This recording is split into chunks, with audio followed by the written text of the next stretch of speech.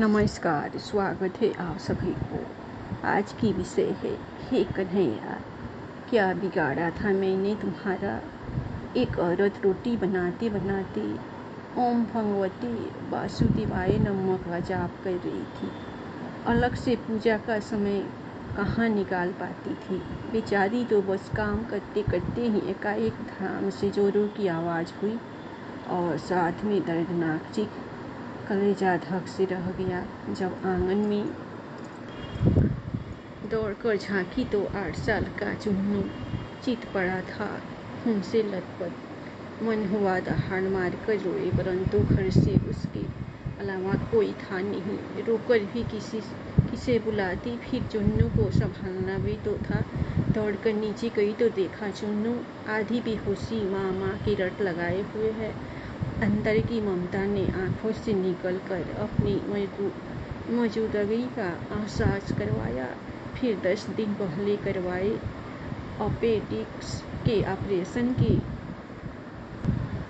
बावजूद न जाने कहाँ से इतनी शक्ति आ गई कि चुन्नू को गोद में उठाकर पड़ोस के नर्सिंग होम की और दौड़ी। रास्ते भर भगवान जो भी भर कर कोसती रही, बड़बड़ाती रही, हे कन्हैया क्या बिगाड़ा था तुम्हारा जो मेरे ही बच्चे को। खैर डॉक्टर था, मिल गए और समय पर इलाज होने पर चुन्नू बिल्कुल ठीक हो गया। चोटें गहरी नहीं थी, ऊपरी थी तो कोई खास परेशानी नहीं हुई। रात को घर पर जब सब टीवी देख रहे थे तब उस औरत का मन बेचैन था। भगवान से विरक्ति होने लगी थी। एक माँ की ममता पर सुता को चुनौती दे रही थी। उसके दिमाग में दिन की सारी घटना चित्र की तरह चलने लगी। कैसे चुन्नू आंगन में गिरा कि एकाएक उसकी आत्मा सिहर उठी। कल ही तो पुराने चापाकल का पाइप का टुकड़ा आंगन से हटवाया है, ठीक उसी जगह था जहाँ चीटू गिरा पड़ा था। और कल मिस्त्री नहीं आया होता तो उसका हाथ अब अपने पेट की तरफ गया जहाँ टाँके अभी हरे ही थे।